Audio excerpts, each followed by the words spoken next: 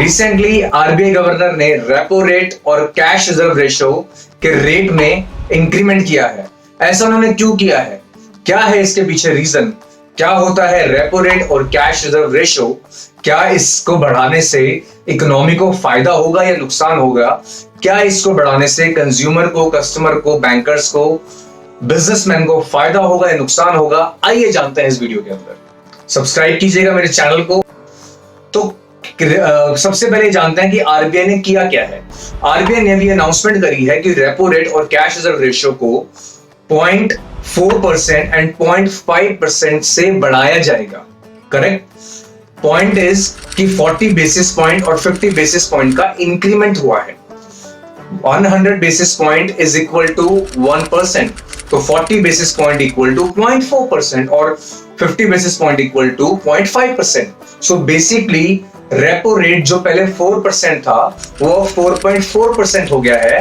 We will discuss कि repo rate exactly होता क्या है और इससे फायदा क्या होता है बढ़ाने घटाने से। करेक्ट। कैश रिजर्व रेशियो जो 4% ही था उसको बढ़ा के 4.5% कर दिया गया है। तो दैट मीन्स कि अब current repo rate is 4.4% and current cash reserve ratio rate is 4.5%। इससे पहले रेपो रेट को अगस्त 2018 में इंक्रीज किया गया था, उसके बाद इसको इंक्रीज नहीं किया गया था। तो दैट मीन्स कि ये ऑलमोस्ट 4 इयर्स के बाद इंक्रीज हो रहा है। इससे पहले रेपो रेट को कम किया गया था कोविड के टाइम पे, ताकि देश में जो डिफ्लेशन था बेसिकली, यानी पैसों की जो एक क्रंच था, फाइनेंशियल क्रंच था, उसे संभाला जाए। इसके ठीक अपोजिट अब देश में इन्फ्लेशन का माहौल है। देश में हर चीज के प्रोडक्ट्स की महंगाई बढ़ रही है। ये ना सिर्फ हमारे देश में है, ये all over the world face कर रहा है। इसके पीछे डिफरेंट रीजंस हैं। कोविड-19 इसके पीछे रीजंस है, यूक्रेन रशिया का वॉर इसके पीछे रीजंस हैं, और भी कई सारे रीजंस हैं। We will not go into that कि इन्फ्लेशन क्यों आया है।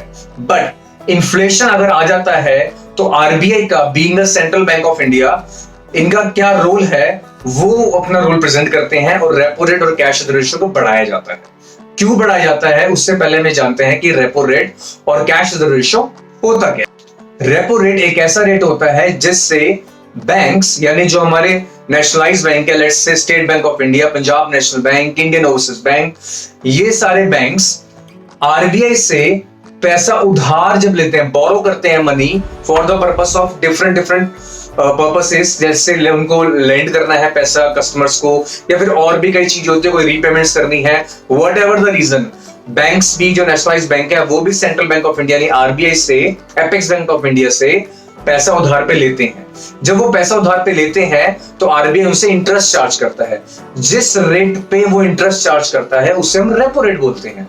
दैट मींस कि बैंक जब एक उधार लेता है रिजर्व बैंक ऑफ इंडिया से, यानी father of all banks, reserve bank of India से, तो वो उनको इंटरेस्ट फ्री लोन नहीं देते हैं, वो रेट चार्ज करते हैं। तो जो 4% चार्ज कर रहे थे पर एनम, वो अब 4.4% चार्ज करेंगे। तो इसका मतलब बैंक्स के पास अब पैसा महंगे रेट पे होगा, तो ऑब्वियसली बात है वो आगे भी महंगे ही रेट पे पैसा लोगों को देंगे, आम जनता को देंगे, for home loan, car loan, personal loan, any purposes. तो दैट मीन्स कि अब बैंक्स के पास जो पैसा है लोन देने के लिए वो बहुत महंगा है, या कह सकते हैं कुछ महंगा है, तो आपकी भी जेब पे अब बर्डन महंगा होगा। सर, एक तो पहले इन्फ्लेशन है, ऊपर से और महंगा है, तो कैसे कंट्रोल होगा वो हम डिस्कस करते हैं। एक बार समझना है कि कैश रिजर्व रेशियो क्या होता है। कैश रिजर्व रेशियो क्या होता है ऑन द अदर हैंड, कि हर एक बैंक को डेली बेसिस पे अपने कैश रिजर्व रिक्वायरमेंट मेंटेन करनी पड़ती है। कैश रिजर्व रिक्वायरमेंट होती है कि बैंक्स के पास लेट्स से 1000 रुपीज आए हैं डिपॉजिट के लिए आज की डेट के अंदर, आज 1000 रुपए मेरे पास डिपॉजिट के लिए आए हैं, और for the sake of simplicity जो कैश रिजर्व रेशियो कितना हो गया, 4.5% हो गया है, तो मुझे इतना पैसा यानी 45 रुपीज आरबीआई के पास डिपॉजिट करके आना पड़ेगा। और ये बता दूं आपको, डेली बेसिस पे होता है ये। कैश रिजर्व रेशियो अगर थोड़ा सा ऊपर हो जाता है आपका, मान लो आप नहीं सबमिट करवा पाते हैं, तो एक रिपोर्ट जाती है ऑडिट के टाइम पे।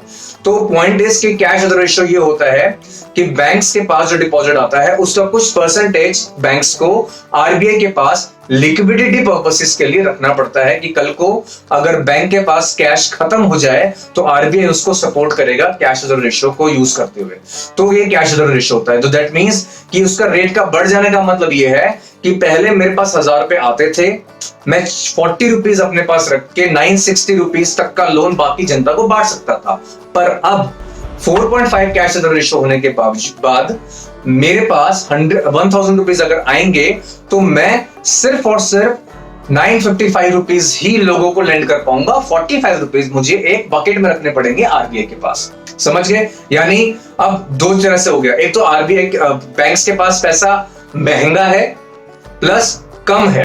अब देखिए इन्फ्लेशन क्या होती है। इन्फ्लेशन का मतलब देखिए आम भाषा में तो सिंपल सी बात है कि प्राइसेस कमोडिटीज के, गुड्स के, चीजों के बढ़ जाना। पेट्रोल्स के दाम बढ़ रहे हैं, डीजल के दाम बढ़ रहे हैं, दाल के दाम बढ़ रहे हैं, जो ऑयल्स हम यूज करते हैं किचन्स के अंदर उनके दाम बढ़ रहे हैं, etcetera etcetera. There are lots of item जिनके दाम बढ़ रहे हैं, उस पर नहीं जाते हैं हम।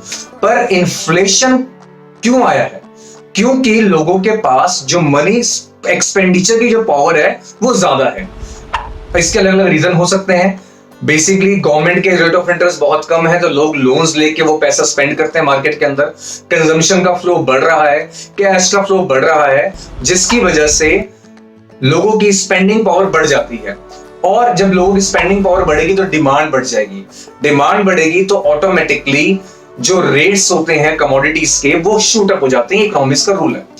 तो जब डिमांड बढ़ेगी तो रेट बढ़ जाएंगे, रेट बढ़ जाएंगे तो इन्फ्लेशन आएगा, जिसका असर आपकी पॉकेट्स पे होगा। इन्फ्लेशन, ज्यादा इन्फ्लेशन देश के लिए अच्छी बात नहीं होती है, तो इसीलिए इन्फ्लेशन होना चाहिए। दैट मींस देश तरक्की कर रहा है, पर बहुत ज्यादा इन्फ्लेशन देश के लिए अच्छी बात नहीं है। इसलिए आरबीआई को स्टेप इन करना पड़ा। और अब ये वो बोल रहे हैं कि अब देखो होगा क्या। अब मैं एज ए कंज्यूमर बैंक के पास जाऊंगा लोन लेने के लिए। बैंक मुझे कहेगा कि ये लोन जो पहले आपको लेट्स से 10% पर एनम पे मिल रहा था, अब वो आपको 11% पर एनम पे मिलेगा। क्यों? क्योंकि उनके पास महंगा है और कम है। जब कोई चीज उनके पास कम होगी, ज्यादा रेट पे होगी, तो ऑब्वियसली मुझे भी ज्यादा पे देंगे वो। तो मेरे पास अब खर्च करने को अमाउंट कम हो गया। क्यों? क्योंकि अगर मैं 100 रुपीज बैंक से लोन लूंगा तो 11 रुपए तो मुझे इंटरेस्ट ही देना पड़ गया। 89 मेरे पास बचा जो मैं स्पेंड कर सकता हूं, यानी मेरी स्पेंडिंग पावर कम हो गई। स्पेंडिंग पावर कम होने की वजह से डिमांड कम हो जाएगी। डिमांड कम होने की वजह से प्राइसेस जो है, जिनके रेट्स बहुत ज्यादा बढ़ रहे हैं, वो कम हो जाएंगे और इन्फ्लेशन को कंट्रोल करने में आसानी हो जाएगी। बेसिकली कस्टमर की, कंज्यूमर की पॉकेट्स को थोड़ा हैवी कर दिया, बर्डन कर दिया इंटरेस्ट का रेट बढ़ा के, ताकि वो अपने एक्सपेंडिचर्स को कंट्रोल कर सके, मार्केट में डिमांड कम हो और इन्फ्लेशन भी कम हो जाए। दूसरी तरफ से आप ये भी कह सकते हैं कि कैश रिजर्व रेशियो बढ़ जाने की वजह से बैंक्स के पास पैसा कम हो जाता है, तो वो एनकरेज करते हैं लोगों को डिपॉजिट करवाने के लिए बैंक्स के अंदर इंस्टेड ऑफ लोन। अगर मैं अपना पैसा मार्केट में कपड़े खरीदने में या शूज खरीदने के अंदर या स्पेक्स खरीदने के अंदर, वॉचेस खरीदने के अंदर कम कर दूंगा, क्यों? क्योंकि मैंने अपना पैसा instead of these expenses bank में डिपॉजिट करवा दिया है, तो मेरी एक्सपेंडिचर पावर कम हो जाएगी। तो दोनों ही तरीके हैं इसके अंदर cash reserve ratio, repo rate बढ़ाने का, कि मेरी एक्सपेंडिचर पावर को अल्टीमेटली गोल क्या है, मेरी एक्सपेंडिचर पावर को कम करना। मेरी एक्सपेंडिचर पावर कम हो जाएगी तो ऑब्वियसली इन्फ्लेशन कम होने में कंट्रोल हो जाता है। ये एक मॉनेटरी मेजर होता है दोस्तों। इन्फ्लेशन का सिर्फ एक ही मेजर नहीं है, कई सारे मेजर्स हैं। रिसेंटली हमने देखा था 2016 में demonetisation, it is also major कि हाँ भी ये मॉनेटरी मेजर है। ये भी डिमोनेटाइजेशन करना करेंसी को, यानी लोगों की जेब से पैसा निकाल देना, इन्फ्लेशन ऑटोमेटिक कंट्रोल हो जाता है।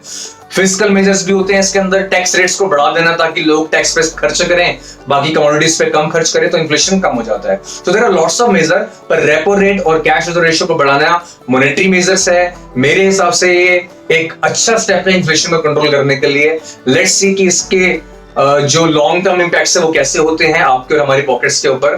But I welcome this step being a professional कि हाँ भी ये काम अच्छा किया है गवर्नमेंट ने। ज्यादा नहीं बढ़ाया रेट, ठीक है, लोन थोड़ा महंगा मिलेगा पर इससे कंजम्पशन पावर कम हो जाएगी, तो इन्फ्लेशन में अल्टीमेटली लॉन्ग टर्म में हमारा ही गोल सेटअप हो जाएगा और एक हो सकता है गवर्नमेंट इन्फ्लेशन कंट्रोल होने के बाद रेट को कम भी कर दे ताकि आपकी स्पेंडिंग पावर फिर से अच्छी हो जाए। Thank you very much for watching this video. Tata bye bye.